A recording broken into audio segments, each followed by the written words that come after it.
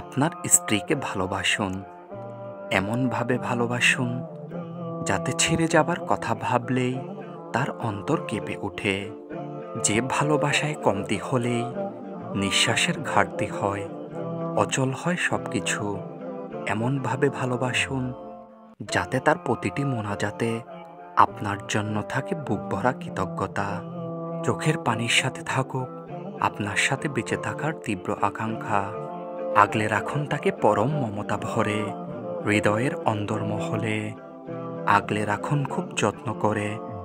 স্বামী স্ত্রীর সম্পর্কটা কতটা গাঢ় সেটা আল্লাহ তাআলা পবিত্র কোরআনে উল্লেখ করে বলেছেন, তারা তোমাদের পোশাক স্বরূপ এবং তোমরা তাদের পোশাক স্বরূপ। আগলে রাখুন তার প্রতিটি চোখের পানি, তাকে বুঝুন, তার অভিমান বুঝুন, কারণ তারা একটু বেশি অভিমানী। তাদের অন্তর কোমল, কোমল অন্তর কোমলভাবেই গুছিয়ে নিন। দেখবেন সে আপনার জন্য চোখের পানি ফেলবে, কিন্তু সে চোখের পানিটা হবে আপনাকে হারানোর ভয়ে। শুকরিয়া আদায় করবে রবের কাছে, স্বপ্ন দেখবে আপনার সাথে জান্নাতে যাওয়ার।